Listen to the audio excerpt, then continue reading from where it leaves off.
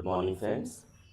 Recently कुछ दिनों से आपने न्यूज़ में सुना होगा regarding the Madras high court जज स्वामीनाथन जी के बारे में। तो हम इस लेक्चर में समझेंगे आखिर ये पूरा मामला क्या है। ओके, तो बात है तमिलनाडु की। तमिलनाडु में एक प्लेस है मदुरई। मदुरई में तिरुपाकरम कुंद्रम एक जगह है, वहाँ पर ये हिल है। और यहाँ पर क्या है फ्रेंड्स, टॉप प्लेस पे आपको दरगाह दी जाएगी। ओके, और यहाँ पर लोअर प्लेस पे बॉटम ऑफ द हिल में आपको टेम्पल दी जाएगा। ओके, कुछ दूरी पर है, लेकिन इसी पर्टिकुलर हिल के लोकेशन में टॉप प्लेस और बॉटम प्लेस पे मतलब कि दरगाह भी है और टेम्पल भी है। तो यहाँ पे कुछ लोगों ने पिटीशन फाइल करी थी मद्रास हाई कोर्ट में। वो ये चाहते थे कि हम ये जो हिल के टॉप पे लाइट जलाना चाहते हैं। तो बात है 1 दिसंबर की, जहाँ पे क्या हुआ, जज साहब ने ये ऑर्डर पास कर दिया कि ठीक है, ये जो पर्टिकुलर हिल का टॉप है, ये एंशियंट स्टोन पिलर जो हिल का है टॉप प्लेस है, ये भी देखा जाए तो टेम्पल के एरिया में आता है। तो यहाँ पर क्या है, कोई दिक्कत नहीं है। जो स्पेस है बिटवीन द टेम्पल एंड दरगाह, यहाँ पर दिया मतलब कि जलाया जा सकता है। ठीक है, लैम्प जलाया जा सकता है। पहले क्या होता था कि यहाँ पर जो लोअर प्लेस पे टेम्पल का जो मंडापम है, एरिया है, वहाँ पर लाइट जलाया जाता था। लेकिन अब यहाँ जज साहब ने, स्वामीनाथन साहब ने कह दिया कि ठीक है, आप हिल के टॉप पे चला सकते हैं। अच्छा, इस जजमेंट का तमिलनाडु गवर्नमेंट ने अपोज किया। तमिलनाडु गवर्नमेंट ने कहा कि अगर ये इम्प्लीमेंट होगा तो यहाँ पर फिर क्या होगा, लॉ एंड ऑर्डर डिस्टर्ब हो जाएगा। हो सकता है कि पब्लिक भाई इस चीज़ को एक्सेप्ट ना करे। आपको पता होगा रिलीजन हमारे कंट्री में बहुत सेंसिटिव मैटर है। ओके, हो सकता है कि भाई ये यहाँ पे कम्युनल सेंसिटिविटी बढ़ जाए, हो सकता है कि प्रोटेस्ट भी होने लगे और टेंशन भी बढ़ सकता है। तो तमिलनाडु गवर्नमेंट ने मना कर दिया इस ऑर्डर को इम्प्लीमेंट करने से। बाद में फिर क्या हुआ कि जज साहब ने ये भी कहा कि पिटिशनर से कि ठीक है, आप अगर तमिलनाडु अगर इसको नहीं मानेगा तो इसको कंटेम्प्ट ऑफ कोर्ट माना जाएगा। और आप ऐसा कर सकते हैं, आप CISF ऑफिसर्स की प्रोटेक्शन में, सेंट्रल इंडस्ट्रियल सिक्योरिटी फोर्स के ऑफिसर की प्रोटेक्शन में ये रिचुअल को मतलब कि आप कंप्लीट कर सकते हैं। अब ये मामला वहाँ पर और गर्म हो गया तमिलनाडु में। तो तमिलनाडु गवर्नमेंट ने फिर से पिटीशन चैलेंज किया division bench of the high court and further approaches to the supreme court. हालांकि इस पीरियड के बीच में लॉयर्स का प्रोटेस्ट भी होता रहा मद्रास हाई कोर्ट में। जजेस वो डिमांड कर रहे थे कि जज साहब आप रिजाइन कर दीजिए या इनका ट्रांसफर कर दिया जाए। ओके, क्योंकि यहाँ पे कुछ लॉयर्स ग्रुप थे, वो मतलब कि जजमेंट से खुश नहीं थे। उनका ये कहना था कि ये जो जजमेंट दिया गया है ये बायस्ड है। Even the some political parties were also not happy regarding this particular judgement. और इनका भी मानना यही था कि ये बायस्ड है और ये आइडियोलॉजिकली मोटिवेटेड है। तो ये पूरा मामला है। Okay, so on the 9th of December, more than the 100 MPs of the Lok Sabha, okay, इन्होंने क्या किया, लोकसभा के स्पीकर ओम बिरला साहब के पास गए और नोटिस सबमिट करा। कहा कि हम ये मद्रास हाई कोर्ट जज स्वामीनाथन जी को हटाना चाहते हैं, रिमूव करना चाहते हैं।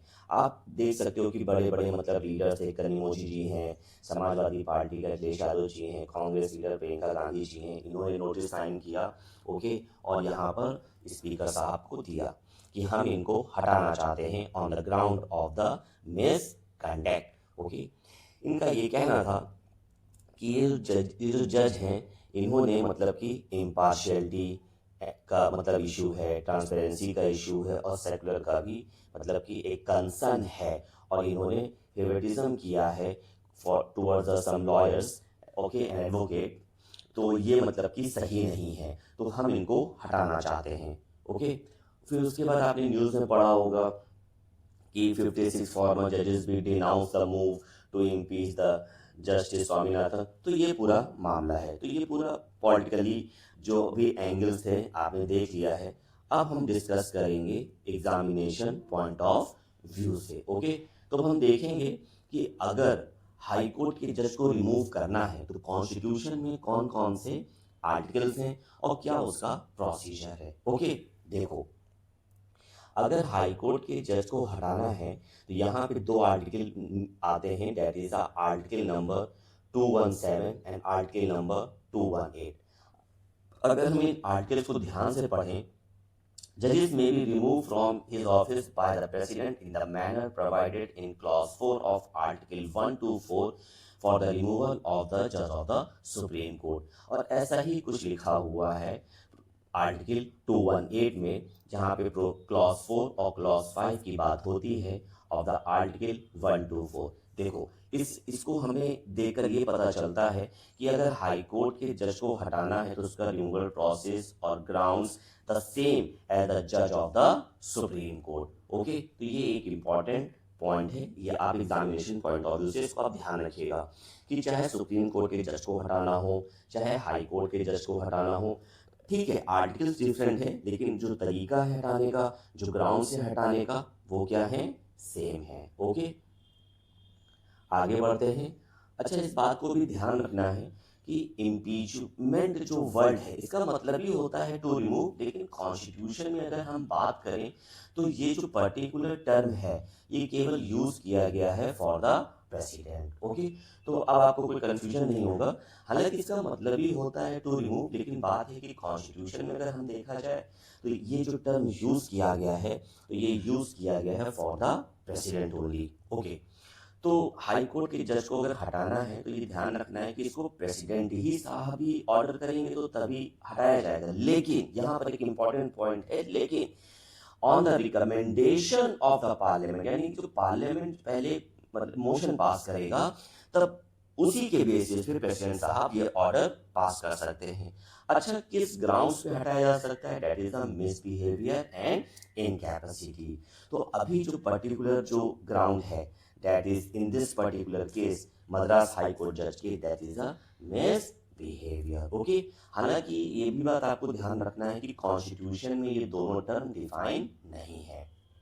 ओके, अब हम पढ़ने जा रहे हैं कि ये प्रोसीजर कैसे आगे बढ़ेगा, यानी कि ये जो हाई कोर्ट के जज साहब को हटाना है इसका स्टेप्स क्या होगा। अच्छा, ये बात भी आपको ध्यान रखना है कि ये जो प्रोसीजर है ये भी कॉन्स्टिट्यूशन में मेंशन नहीं है, it is govern under the जजेस इंक्वायरी एक्ट 1968। ओके, नाउ अब सपोज पार्लियामेंट हाई कोर्ट के जज साहब को हटाना चाहते हैं तो यहाँ पर ये जो प्रोसेस है हाई कोर्ट के जजेस का रिमूवल का, ये लोकसभा से भी शुरू हो सकता है और राज्यसभा से भी शुरू किया जा सकता है, लेकिन एक कंडीशन है, अगर लोकसभा से इसको शुरू करना है तो कम से कम 100 मेंबर्स का साइन चाहिए होगा। अब आपको समझ में आ गया क्यों ये 100 मेंबर्स की बात हो रही थी, क्यों यहाँ पे जब लोकसभा में यहाँ पे जब स्पीकर साहब को नोटिस सबमिट करने आए थे तो 100 मेंबर्स, आप जो न्यूज़ में पढ़ रहे होगे, तो ये क्यों है, क्योंकि कम से कम 100 जब एमपीज चाहेंगे तभी होगा, किसी 5 या 10 एमपी के चाहने से मतलब कि ये प्रोसेस शुरू नहीं किया जाएगा। अच्छा, अगर राज्यसभा से इसकी शुरुआत करनी है अगर, तो यहाँ पर 50 मेंबर्स का साइन होना चाहिए। तो फिर प्रिसाइडिंग जो ऑफिसर हैं, जैसे कि लोकसभा में बात करें तो स्पीकर साहब हैं, राज्यसभा में बात करें तो चेयरमैन साहब है, इनको सबमिट करना होगा। ठीक है। अच्छा, प्रिसाइडिंग ऑफिसर यानी स्पीकर या चेयरमैन साहब चाहे तो इसको एक्सेप्ट भी कर सकते हैं और चाहे मना भी कर सकते हैं कि भाई हम नहीं मानेंगे। अगर एक्सेप्ट कर लिया, ओके, अगर प्रिसाइडिंग ऑफिसर यानी लोकसभा में स्पीकर साहब, राज्यसभा में चेयरमैन साहब ने अगर एक्सेप्ट कर लिया तो यहाँ 3 मेंबर्स की एक कमेटी बनेगी। बात आती है कमेटी क्यों बनेगी, देखो, चार्ज लगाना एक अलग बात है, लेकिन अब उसको इन्वेस्टिगेट भी तो करना होगा कि ये जो चार्जेस जो लगाए गए हैं वो सही है कि नहीं है। अच्छा, किसी के कहने पर से ये एक्शन नहीं लिया जा सकता, तो यहाँ पर एक कमेटी बनाई जाएगी जो इन्वेस्टिगेट करेगी चार्जेस को। इस कमेटी में कौन होगा, इसको देख लेते हैं। चीफ जस्टिस और द जज of the supreme court, chief justice of the high court and the distinguished jurist.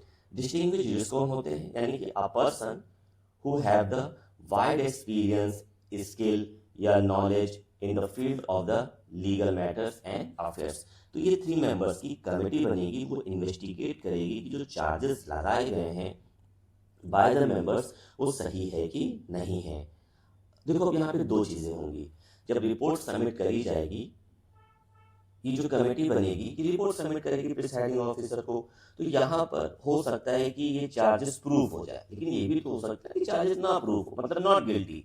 तो अगर गिल्टी नहीं है तो फिर कुछ नहीं हो सकता, लेकिन अगर ये प्रूव हो जाता है, ठीक है, जो भी ग्राउंड्स हैं जैसे मिसबिहेवियर एंड इनकैपेसिटी, तो फिर मामला आगे बढ़ेगा।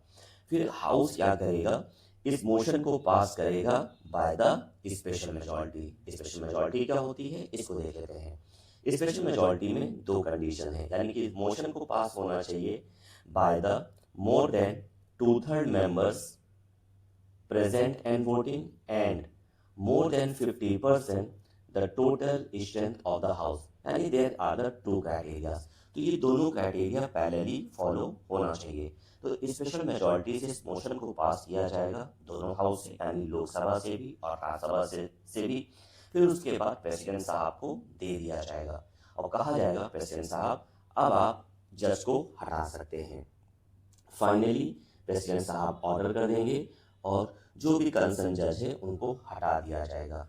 हालांकि ये एक इंटरेस्टिंग फैक्ट है, आज तक इस प्रोसीजर से कोई भी हाई कोर्ट का जज रिमूव नहीं हुआ और इवन द सुप्रीम कोर्ट का भी रिमूव नहीं हुआ है। ओके, तो अगर फ्यूचर में ये रिमूवल प्रोसेस पूरा पास हो जाता है पार्लियामेंट से, तो आप समझ लीजिए एक हिस्ट्री में एक यहाँ पर एक नेम ऐड हो जाएगा।